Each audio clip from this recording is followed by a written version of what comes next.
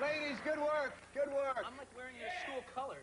I know. Yeah, you guys I feel like I'm like the effeminate guy that leads the cheerleaders, you know, in the big floppy sweater. with the megaphone. Go team! Yes, exactly. All right, set up Pulp Fiction for us. Give us a quick little rundown so we can get to the clip of it. Basically, what the deal is, it's a crime film that takes place in Hollywood, not the industry, the town. Right. And it involves this whole group of motley characters, all right? And there's like 3 separate stories in the movie, but the same characters float in and out of each story. So by the end of the movie, you don't feel like you've seen 3 stories. You feel like you've seen like one story about a community I thought it was really well done. It wasn't. Right. I didn't think it was contrived at all. It was really well done. And this is a scene. It's Travolta. This is Samuel Jackson. Travolta and Sam Jackson, just kind of like they're on their way to like blow away a couple of guys.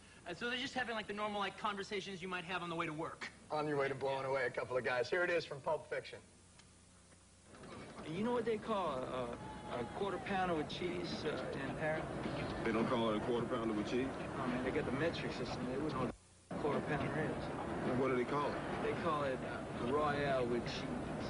Royale with cheese. That's right. What do they call a Big Mac? Big Mac's a Big Mac, but they call it Le Big Mac. Le Big Mac. What do they call a Whopper? I don't know. I didn't go on a Burger King. That's the part that I love. Well, I don't know what was going on with that clip, but we had to drop out every now and again. Exactly. Is that the stuff that's really important to you? Like these mundane conversations that hitmen do? Are these conversations that you have with people? Oh yeah, well the thing is, I think that's what everybody talks about more or less. You know, it's like you know, you never talk about brand X. You always like, you know, say, man, if I had some lava, I could really wash my hands and get this stuff off. You know, or like, you know, when people, I mean, people say, oh, you talk about pop culture all the time. Well, it's a shared language. Right. That we all have, you know, and like for instance, like when you go to the movies over the weekend, when you come back into work on Monday morning, you talk about what you saw. Right. All right. You see you know, you watch the Jon Stewart show. Really? You know, on Wednesday night, and you come into the work the next day and you go, man, that's Jon Stewart, man. He's rad. Quentin, I think I'm falling for you. I don't know what's going on here. It is, but what amazes me is you take that. That's what breaks the tension in your movies, because you have these really intense moments broken by a great conversation about a Big Mac. Yeah, well, they're not just gangster guys talking a bunch of gangster. Yeah, sure, Louis, bring him in the back. You know, there's not that stuff. You know, it's like they're like, hey, my wife is coming home, and you can't bring him in the back because she's going to divorce me. Right. You know? That was you acting in the film as well. You have a nice role. Did you sleep with the director? Yeah, well, yes, I gave him a job. 31 years of it. Would you just, excuse me 1 second. Did you guys pick any of that up? I don't want any lawsuits. That's all. That's all I'm talking about. What about if you were going to be in a movie by another director? Who would it be? Ooh la la. Ooh la la. Question. Really? Yeah, very good question. One. Jon Stewart, one.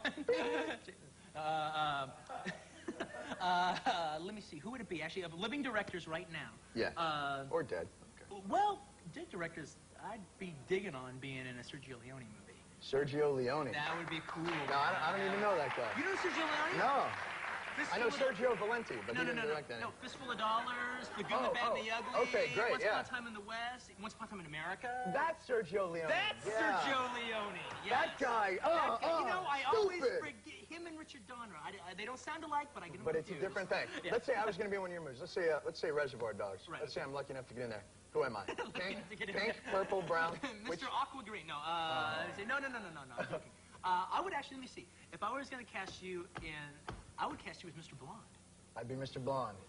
You would be Mr. Blonde, man. I appreciate that. Can you do the stuck in the middle with you dance? Oh man, you've seen the movie. You said you've seen it. Yeah, absolutely. I can do this part. Yeah. Or he's just going like this. 1, 2.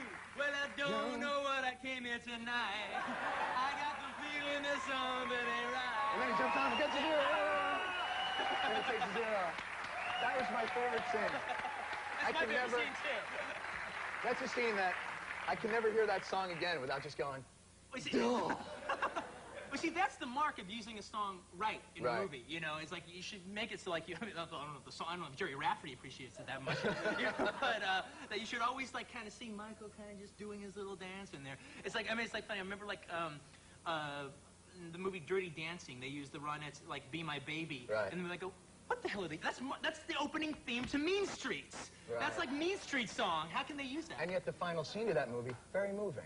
Oh yes, very much so. You know, When it he made lifts her in the air, you really, was like, right here. it brought ice castles back to me It like really that, did. man. That's true. I had a Lynn Holly thing.